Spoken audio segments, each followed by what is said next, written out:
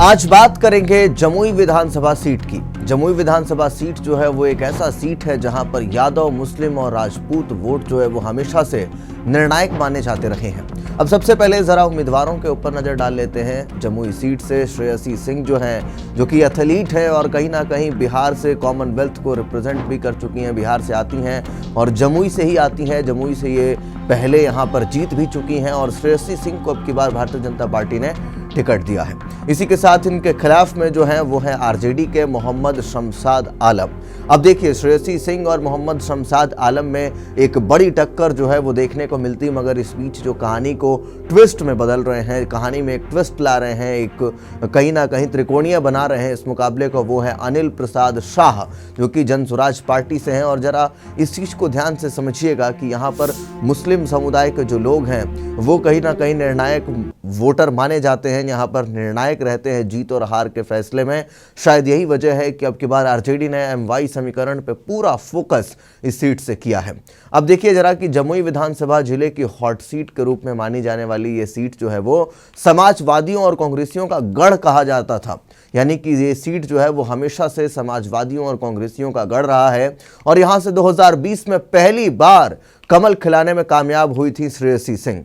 पहली बार इस विधानसभा क्षेत्र से श्रेयसी ने भाजपा विधायक के तौर पर जीत हासिल की थी।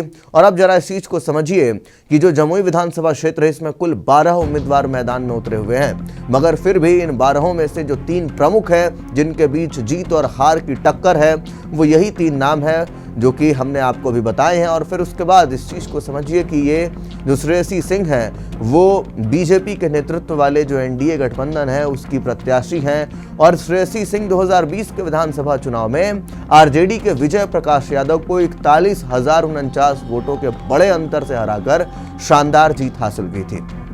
और इस चीज को देखिए कि यहाँ से बीजेपी पहली बार जीती थी। एक जाने माने राजनीतिक परिवार से श्रेयसी आती हैं और पूर्व केंद्रीय मंत्री दिग्विजय सिंह की बेटी हैं, जिन्होंने चंद्रशेखर के नेतृत्व वाली सरकार में कई अहम मंत्रालय संभाले थे। लोकसभा राज्यसभा दोनों के ही सदस्य ये रहे हैं और इनकी मां जो है पुतुल कुमारी, ये भी लोकसभा सदस्य रह चुकी हैं। तो इसलिए वे अपने मजबूत राजनीतिक बैकग्राउंड और एक कामयाब खिलाड़ी के तौर पर अपनी पहचान का फायदा उठाते हुए श्रेयसी जमुई को एक मजबूत दावेदार के तौर पर, मजबूत दावेदारी के तौर पर खुद को पेश कर रही हैं। अब जरा बात कर लेते हैं मोहम्मद शमशाद आलम की। जमुई में बड़ी मुस्लिम आबादी को देखते हुए महागठबंधन का पारंपरिक जो एमवाई वोट बैंक है, जो कि बीजेपी के खिलाफ हमेशा से मजबूती से वोट करता रहा है, वो इसको लेकर के आगे बढ़ रहे हैं। इस मुकाबले में एक नया पहलू जोड़ते हुए पहली बार चुनाव लड़ रहे जन स्वराज पार्टी ने जमुई से अनिल प्रसाद शाह को मैदान में उतारा है। अब जरा इस सीट की जातीय समीकरण को समझने की कोशिश करते हैं। देखिए, इस सीट पर जो मतदाता हैं वो 2,91,000 मतदाता हैं और ये जो 2,91,000 मतदाता हैं इनमें जो यादव, मुस्लिम और राजपूत वोट है ये हमेशा से निर्णायक रहा है।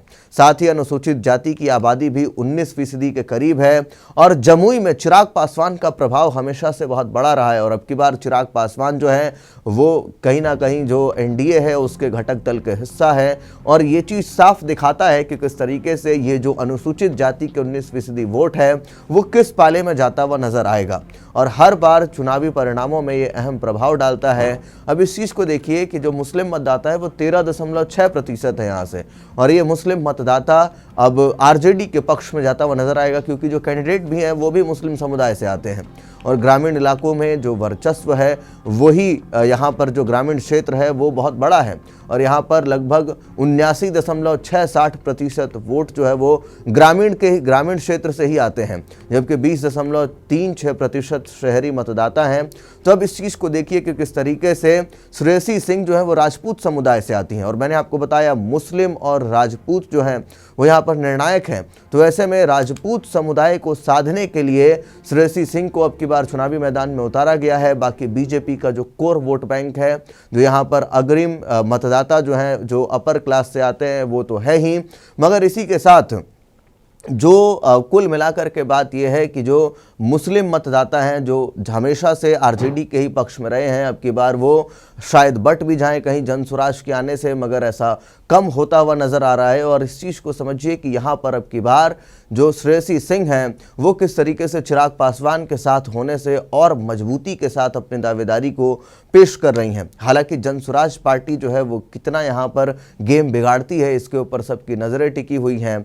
और देखिए किस तरीके से समाजवादियों के गढ़ में एक बार फिर से क्या यहाँ पर कुछ बदलाव के आसार जो हैं वो दिखेंगे, क्योंकि यहाँ पर यादव समुदाय और मुस्लिम समुदाय एक तरफ दिखेगा और बाकी राजपूत वोट जो है वो एक तरफ होगा जो निर्णायक है, और दूसरी ओर अनुसूचित जाति का वोट फिर अग्रिम जो अग्रिम जातियों से आते हैं, जो कि फॉरवर्ड क्लासेस से आते हैं, उनका वोट किस तरह से ध्रुवीकरण होगा एक तरफ, और फिर यहाँ से कौन निकलेगा ये तो 14 तारीख को पता लगना ही है। यहाँ पर 11 को मतदान है।